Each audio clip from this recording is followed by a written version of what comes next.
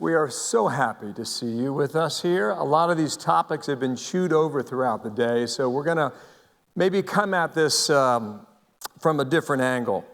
But first, I want to give special recognition to my colleagues, Jennifer Griffin.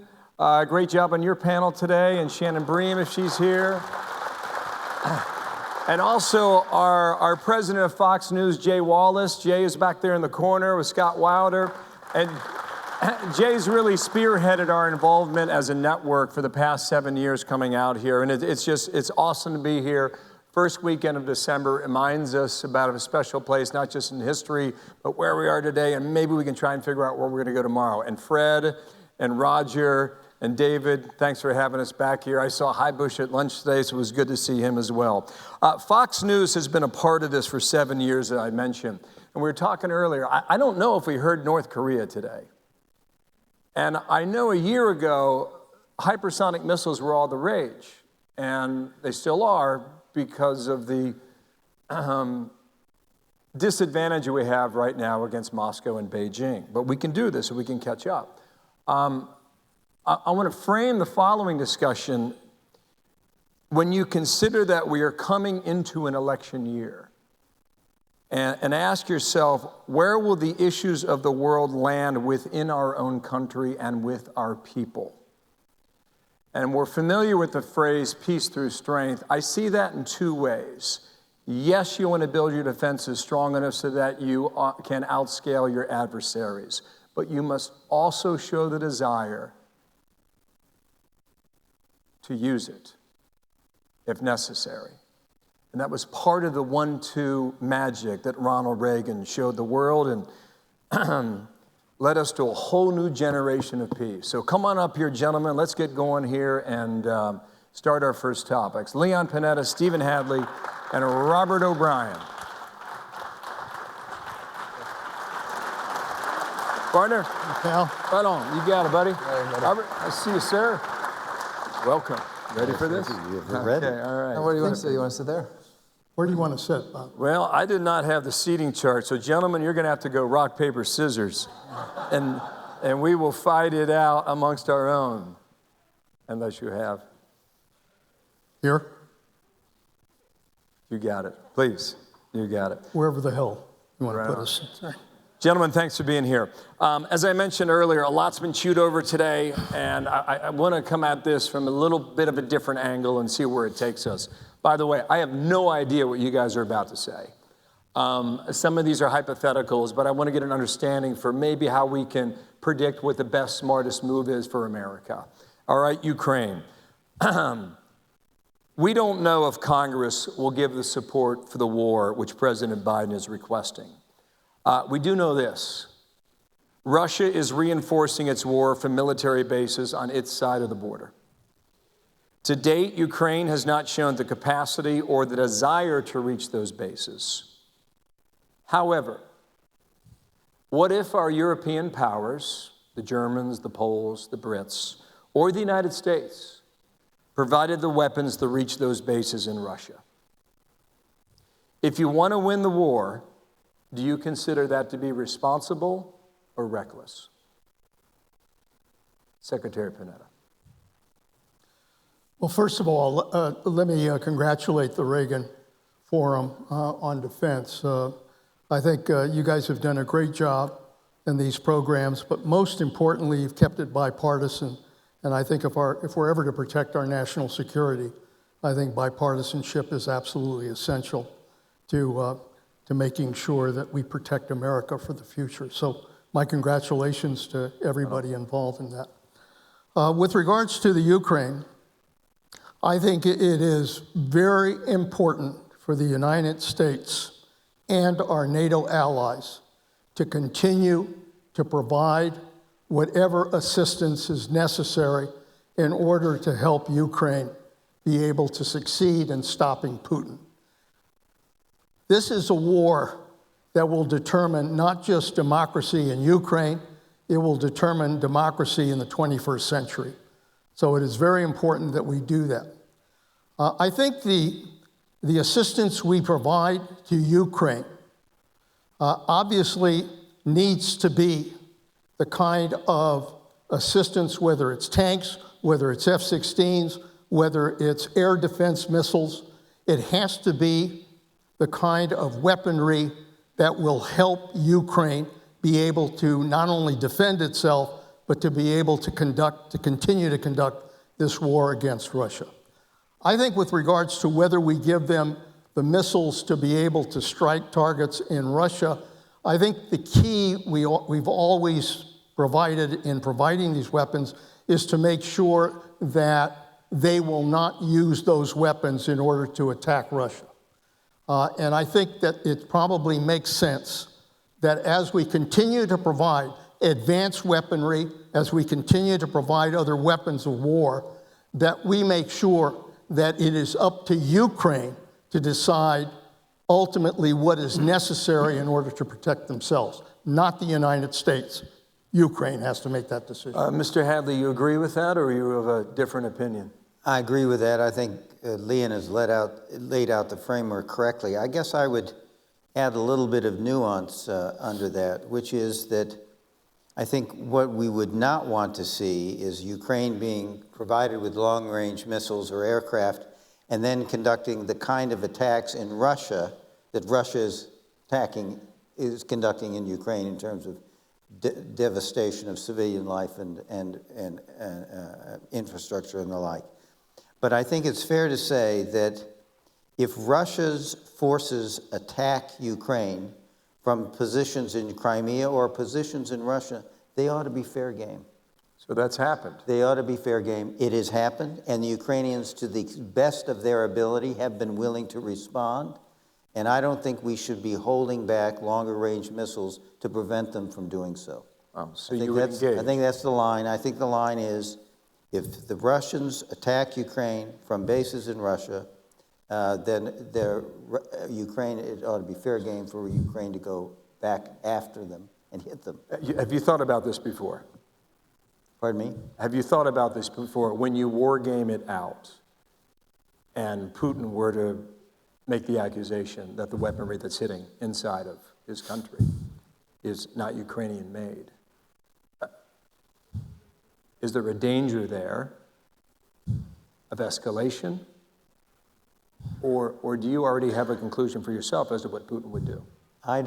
Look, we've been restrained for fear of Putin's escalation, I think, too much. And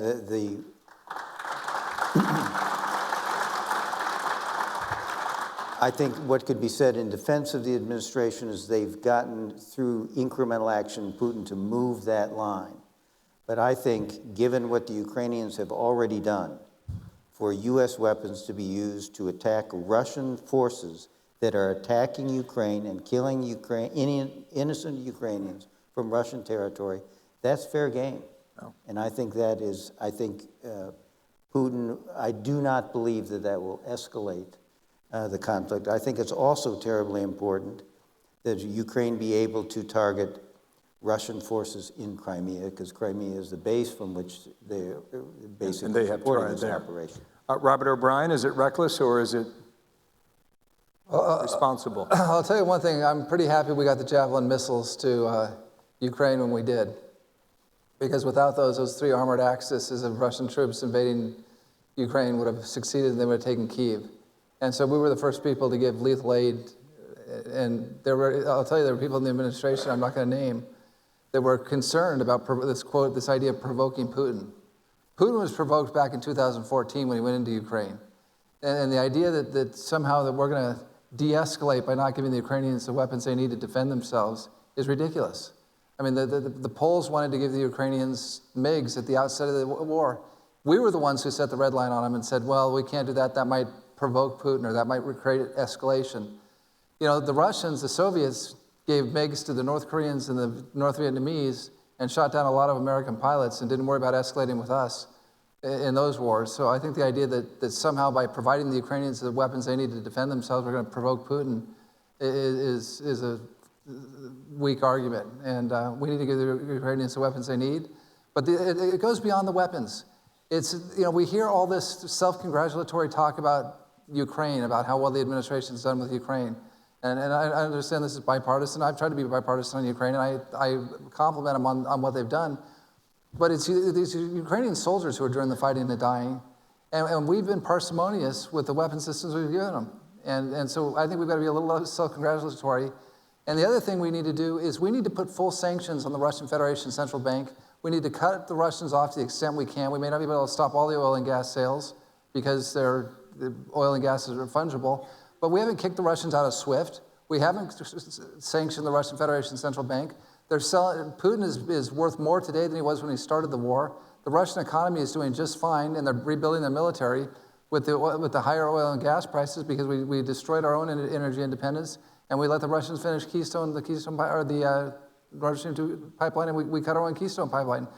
So let's get serious. If we really want to help the Ukrainians, let's sanction the heck out of the Russians and force Putin to the table, and let's give them the weapons they need to defend themselves and stop patting ourselves on the back about our leadership with Ukraine while their soldiers are fighting and dying for us. Okay, I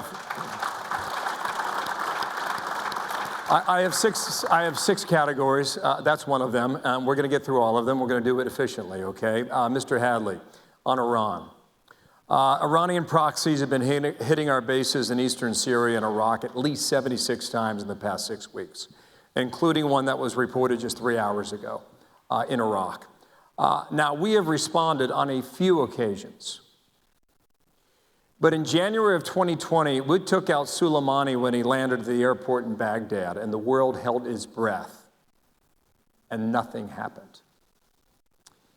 How far should we be willing now to take on Tehran, and what do you see as responsible or reckless?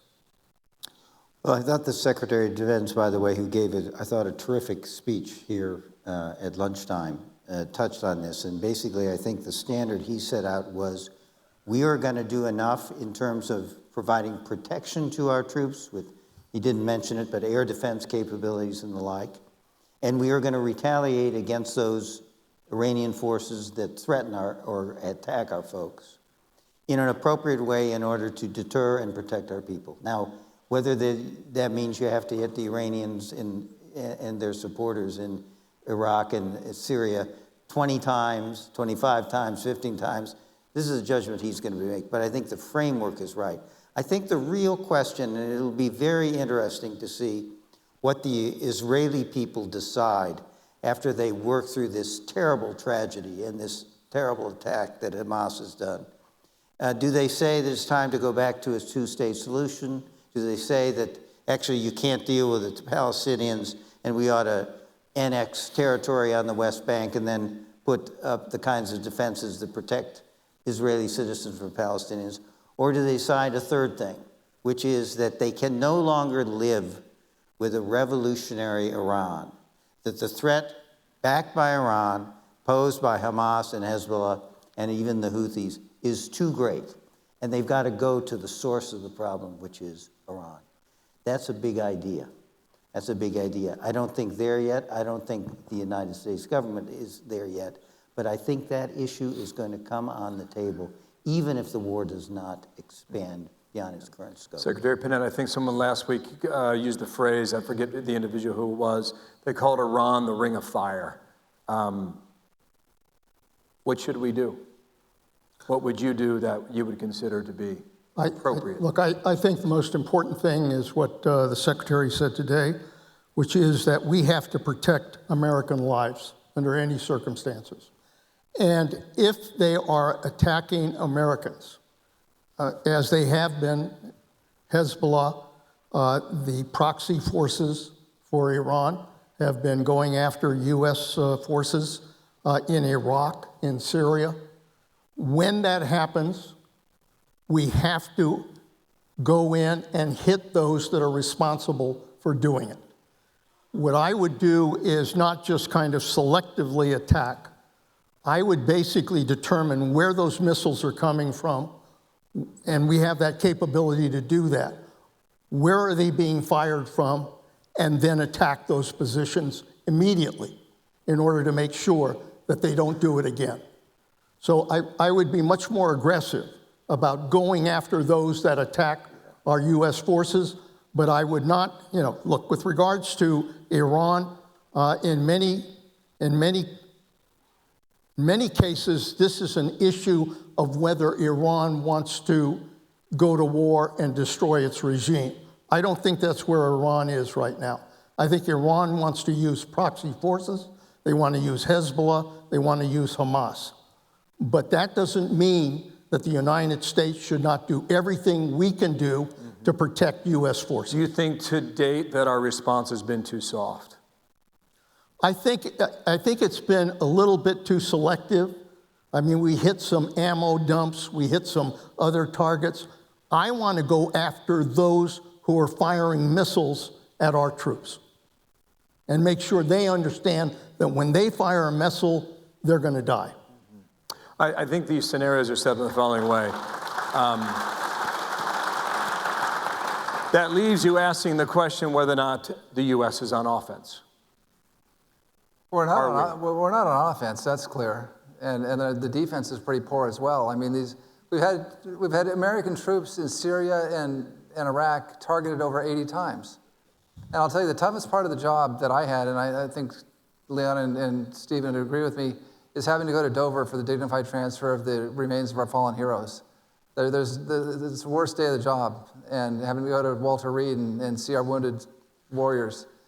And to think that we're allowing the Iranians, because, look, we can call Kataib Hezbollah and Hamas proxies, and they are, but they don't do a thing without approval from the RGC and the Quds Force. They're 100% controlled, owned, and operated by them.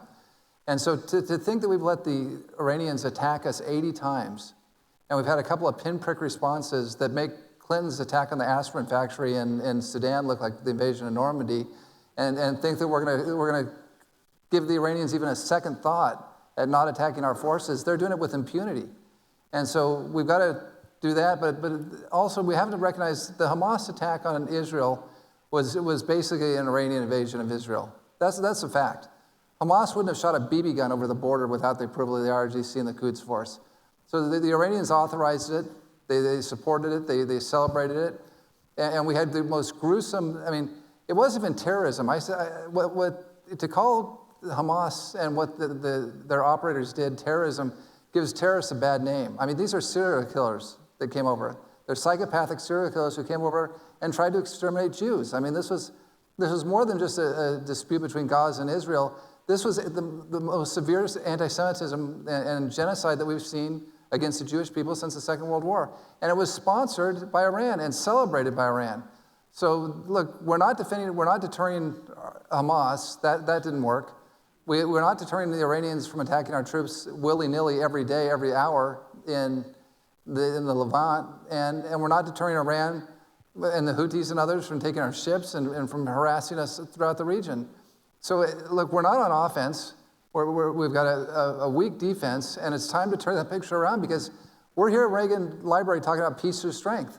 Does anyone really believe in their heart? I mean, if you're in the administration, I understand you can't say anything, but in your heart, do you believe that we're projecting peace through strength in the Middle East right now? Do you think the Iranian ayatollahs and mullahs are looking at us and saying that's a strong America and we're going to change our behavior because of their conduct, because they're showing strength?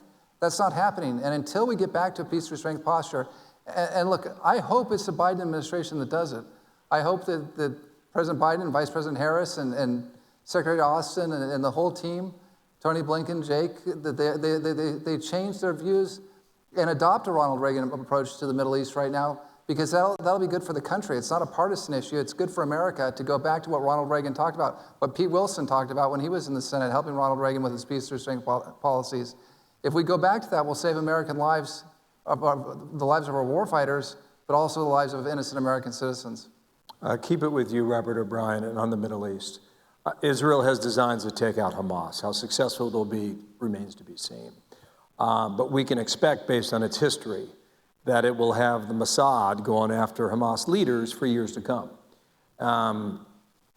That'll be either in Gaza or in Qatar or Syria or Lebanon or wherever they are living. This is a separate issue from the Palestinian civilians in Gaza or the West Bank. Here's the question. The United States, how far should we be in assisting Israel at a time when many have already predicted that the terror will be here in the U.S. if it's not here already? Well, look, without getting into too many details, we know that there are Hezbollah cells in America. There's likely Iranian operatives in America. The border's been wide open. And again, it's not a political issue, it's just a fact. We've had catch and release. We don't know the gotaways, so we have to assume they're terrorists here. We saw what they were able to do on October 7th in Israel, in Surat and the surrounding areas.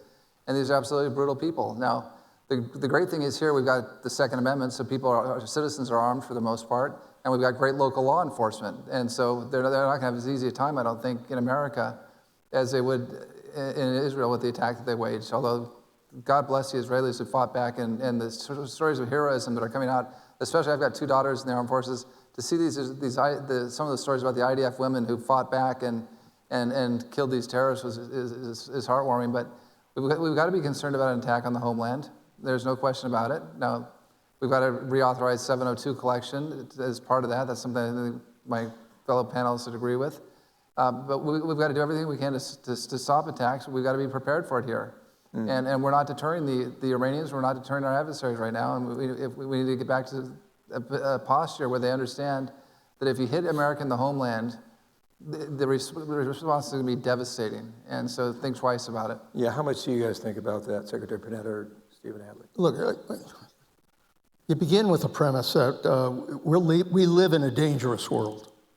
There are more flashpoints in the world of 2023 than there were since, I think, World War II, the end of World War II. I mean, we're dealing with Russia, particularly in the Ukraine, and trying to give them what help they need to be able to defeat Putin. We're dealing with China and the threat that China represents in Taiwan.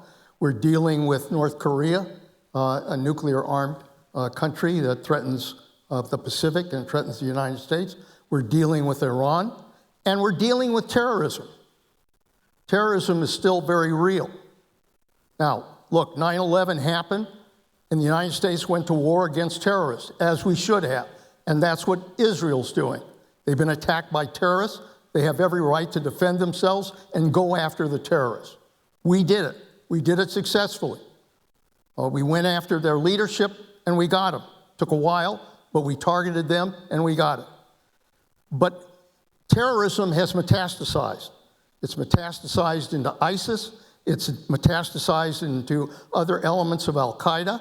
It's metastasized into Hamas. It's metastasized into Hezbollah, Boko Haram, Al-Shabaab. There are a lot of elements of terrorism. The United States has to, our responsibility is to defend our country from attacks. And if there are terrorist attacks or those that threaten attacks on the United States, we have every responsibility to go after those terrorists. Stephen Hadley.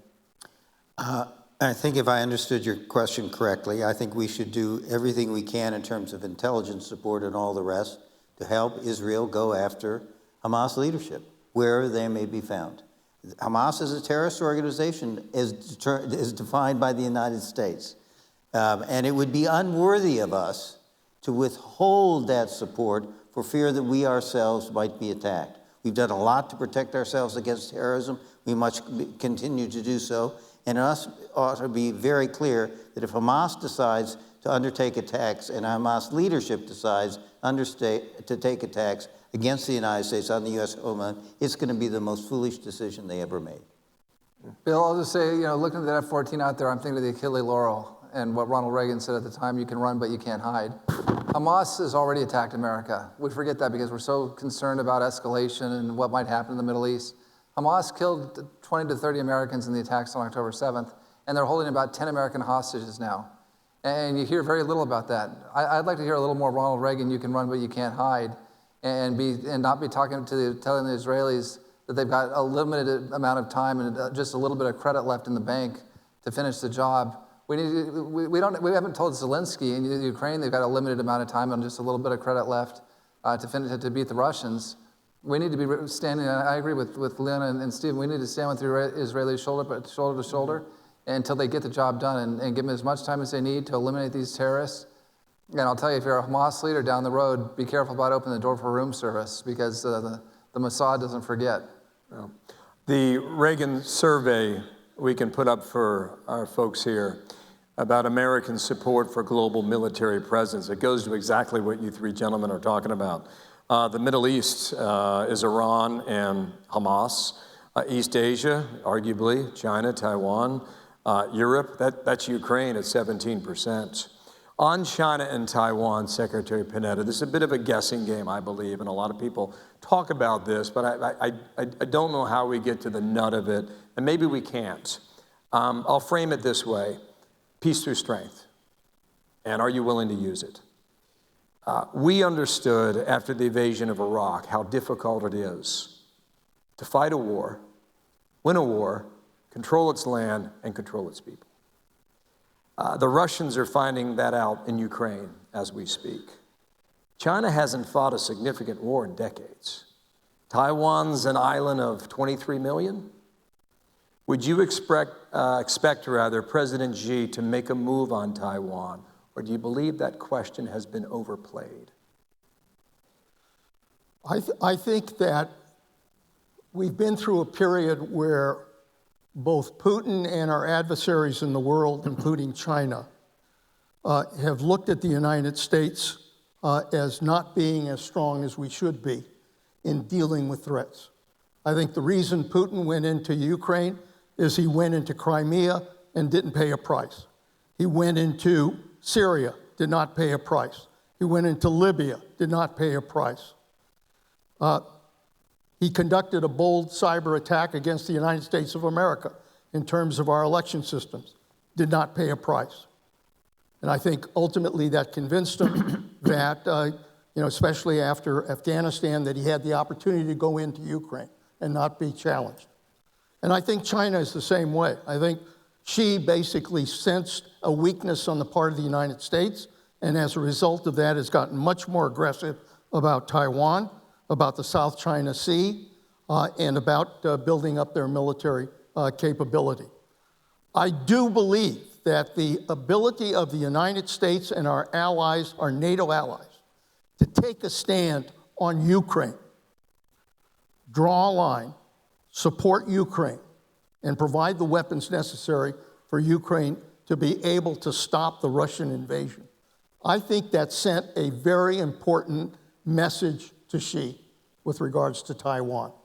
And I think the reason he has probably hesitated to go into Taiwan is because he envisions the same problem happening that Russia ran into in Ukraine. This isn't easy stuff. And by the way, let me just say this. I know there are some in the Congress who basically say we ought to withdraw or stop providing aid to Ukraine. If we do that, and Putin succeeds as a result of that, imagine the message that that sends to Xi with regards to China. You cannot be tough on China and weak on the Ukraine. You've got to be able to do both. Gentlemen, you want to weigh in on that? Yes, sir. On this, I agree with Leon. If we've got to deter China from going after Taiwan. We ought to do that by defeating Putin's strategic objectives in his invasion of Ukraine. And we need to do that by shoring up Taiwan's ability to defend itself and our posture to be able to defend Taiwan, if necessary, militarily by our own presence in the region. So that's the deterrence message. I think, though, we spend too much time focusing exclusively on the big threat, this sort of cross-straits amphibious invasion. And I think we underestimate the extent to which Xi has enormous number of tools to put extreme pressure on Taiwan. Cyber attacks, interference with trade between Taiwan and the mainland, going after Taiwanese businesses in China, the kind of thing that Xi did after Nancy Pelosi's visit to Taiwan, closing off the airspace and the sea space for a period of time to do exercises, thereby disrupting Taiwan's ability to trade, raising questions about the reliability of its supply chains, increasing insurance rates, all the rest. There's a myriad of tools that Xi has at his disposal to put pressure on Taiwan. And we need to be thinking very deliberately what they are, what are the strategies, How can we strengthen the resilience of Taiwan to be able to deal with them? And what can we do by way of assistance? So I worry you want to focus on the big war, of course. But we've also got to spend time figuring out how we can help Taiwan to counter lesser techniques that are available to Xi that would allow him to coerce the Taiwanese. Well, I agree with both Leon and Stephen. Look, if we lose Ukraine, that's a green light for Xi, and I think Xi's watching what happens in Ukraine very carefully. And again, he's not just watching the military aspect and the resupply efforts, he's watching the sanctions, and he's watched Russia get away basically scot-free with a bunch of half-measure sanctions for almost 2 years now, and he's calculating that when he thinks if I take Taiwan, or if I attempt to take Taiwan, what's the economic impact on China? And he's not seeing a deterrent there. I agree with Stephen. Look, it may not be a Normandy style, or maybe the better analogy is a Sicily-style invasion, amphibious invasion of Taiwan.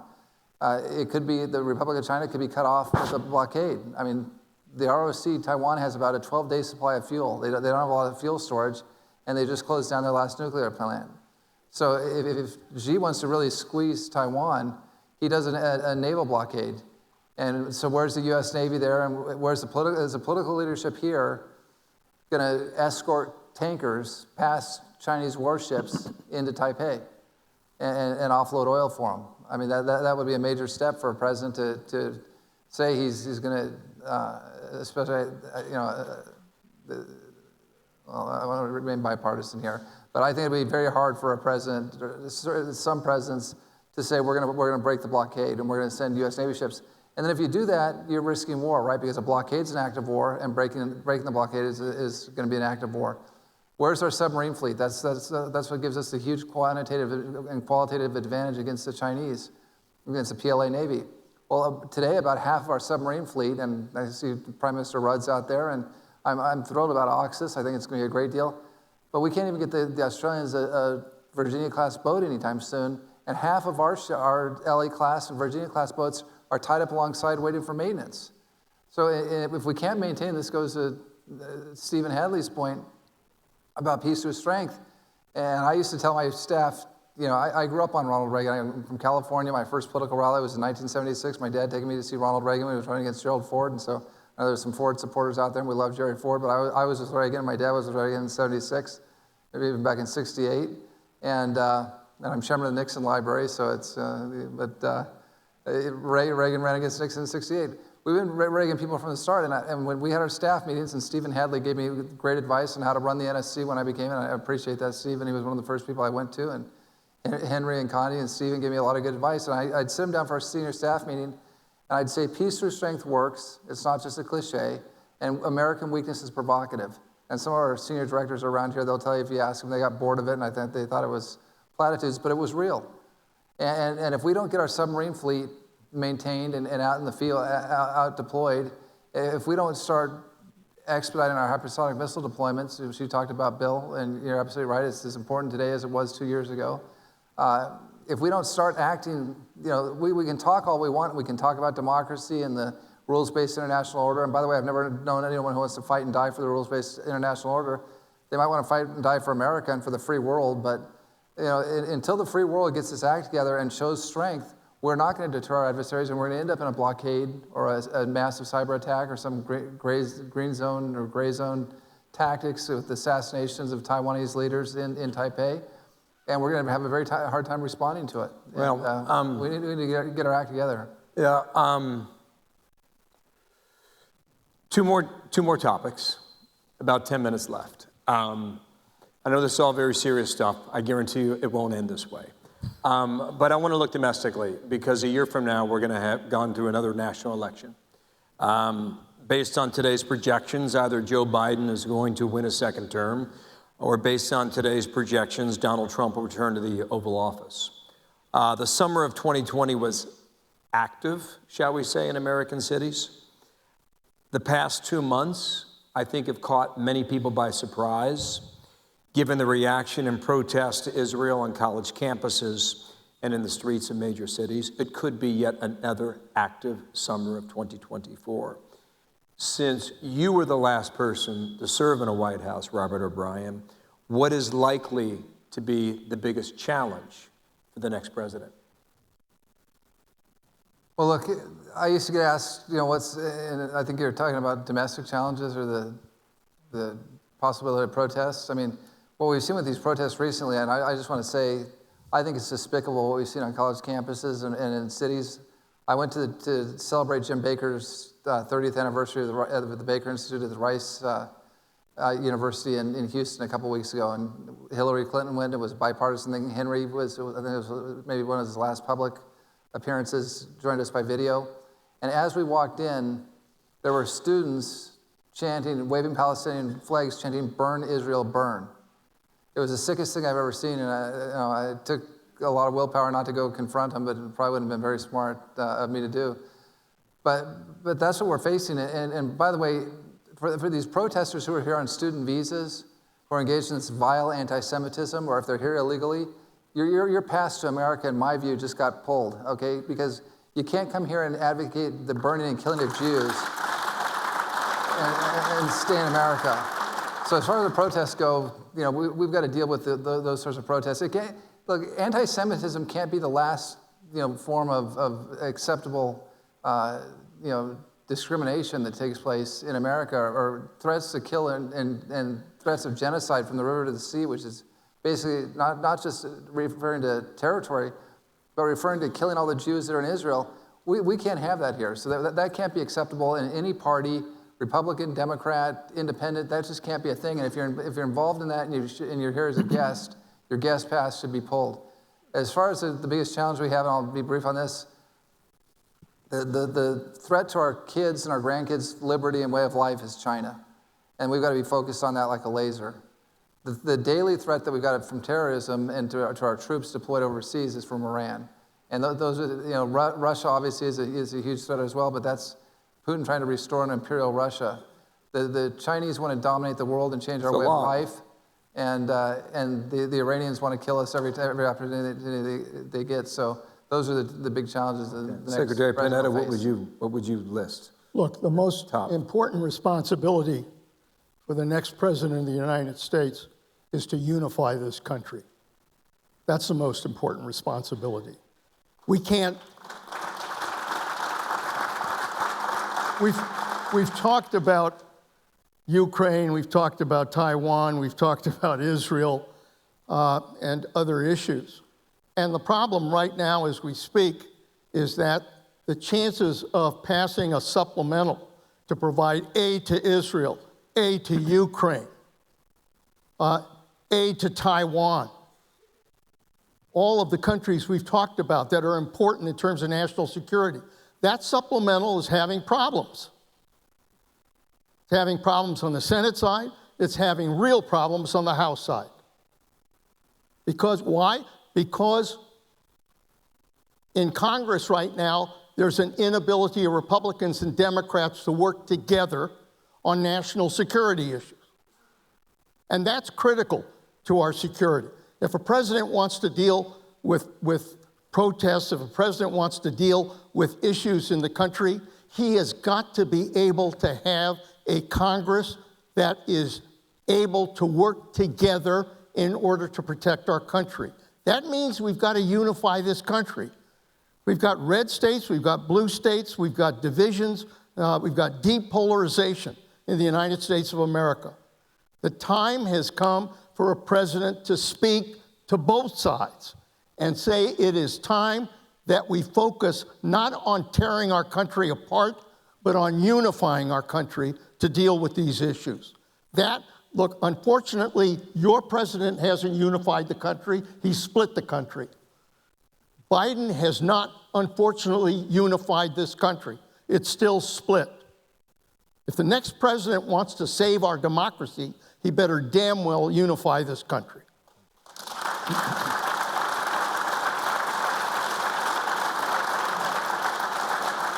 Hadley? The only thing I'd say in response to that, John, is that President Biden's my president as well.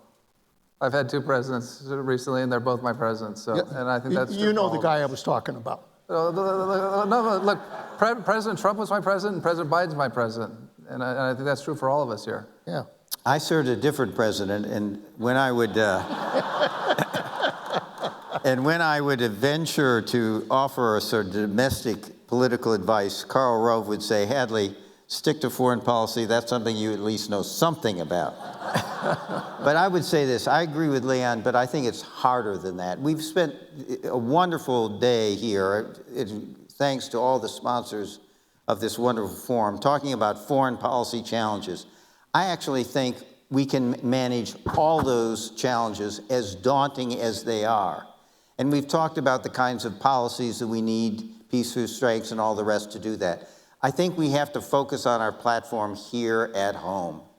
I think that's the problem. If we're going to unify the country, there's some things we need to do for the American people. We've got to show that our political system can work. I would submit that we've known for decades what the problem is with entitlements and the border and immigration and fiscal stability and all the rest. We just haven't been able to come up with sustainable bipartisan policies to address these issues. We've got to start doing that, because Americans are beginning to wonder whether our democratic system works. And if we're going to unify the country, we're going to have to unify around some principles, and we're going to have to show that our political process can solve problems. We have a lot of Americans who feel victimized by globalization, threatened by immigration, and betrayed by elites and by their politicians. That's got to be addressed, and we got to do that by having a political system that produces sustainable solutions to national problems that have grievances of Americans. We got to have an economic system that provides growth, but inclusive growth, doesn't leave people behind. If we do that, you can begin to pull the country back together, restore Americans' faith in our institutions. And that does two things. One, it allows you to engage the American people, to say to them, all right, we're addressing our problems at home. We've got to address these problems overseas because they threaten the peace and security here at home.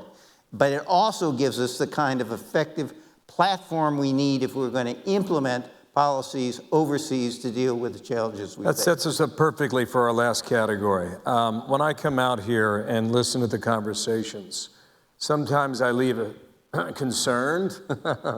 Sometimes I leave assured. I don't know what to feel just yet, or what to think.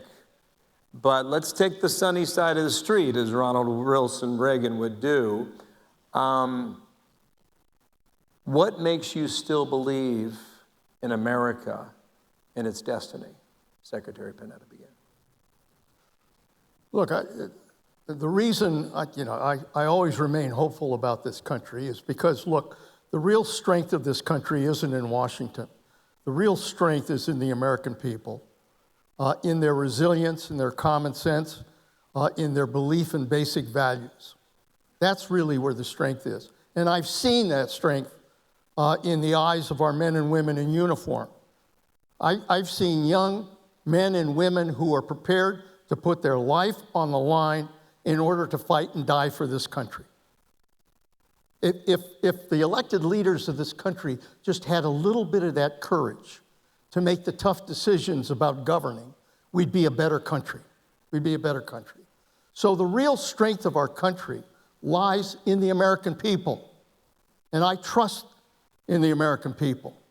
And I think that ultimately they will make a decision that is important for their family, important for their child's education, important for their job, and important for their ability to speak freely in this country. Those are the fundamental values. We need to return to the rule of law. We need to believe in the Constitution. All of those things are what gives America that fundamental strength that gives me hope for the future. All right, Stephen Hadley, what makes you still believe in America and its destiny? It's a little bit of an elaboration of what Leon just said. This country was founded on a better set of principles of democracy, freedom, human rights, rule of law. And it was founded on the assumption and the belief that a society based on those principles is better able to provide for the prosperity and security of people than a system based on any other set of principles. I still believe that. I think Ronald Reagan believed that. I think that's one of the reasons why the American people are so drawn to him. So yes, we should, as we've talked about today, we should develop our strategies for dealing with China, for dealing with Russia, for dealing with the Middle East and all the rest. But I think underlying that, we should be confident that our principles are the right ones and they will win out.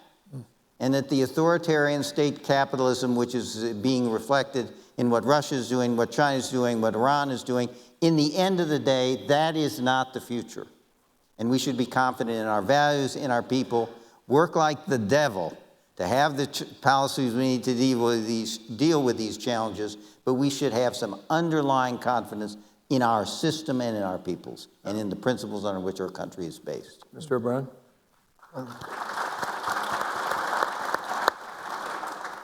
I agree with both Leon and Stephen, and Bill, you're nice enough to have me on the show. It's early morning out on the West Coast, so it's nice to get you later in the afternoon. But oftentimes I'll go on TV, whether it's Fox or CNN or one of the other networks, and my wife will always tell me, gosh, that was a Debbie Downer show. No good news there. And I'm glad you asked that last question, because at the end of the day, I still believe, like what Ronald Reagan said, that we're the last best hope of mankind on earth and womankind on earth. We've got freedom. We've got free men and free women. We've got free markets. We've got ingenuity. We've got innovation. There's no one here, as bad as our polarization is, and we need to be concerned about it, no one's getting in the wheel well in an aircraft at LAX and trying to get out of America. People are flooding here because they want a piece of what we've got. And so I'll end it the way Ronald Reagan talked about ending the Cold War. They said, how does the Cold War end? And Ronald Reagan said, we win, they lose. And I think that's how I feel about China. I feel that way about Russia. And I feel that way about Iran and North Korea. We win. The malign actors, the authoritarians, the dictators, the tyrants, the terrorists lose. It's going to be some tough sledding between now and then. And we need the courage of the men and women of our armed forces. But beyond that, of everyone who supports them, their families, to make sure that happens. But at the end of the day, we're going to win. The bad guys are going to lose, and we've got a glorious future ahead of us on this. I still think we're the shining city on the hill, notwithstanding our flaws. And we'll leave it there, but before we take a step forward, America, before we go forward, Panetta and O'Brien have to make up. Gentlemen, thanks. Secretary Panetta, Stephen Hadley, thank you. Robert, thank you. You bet. Ladies and gentlemen, this concludes the 10th Annual Reagan National Defense Forum.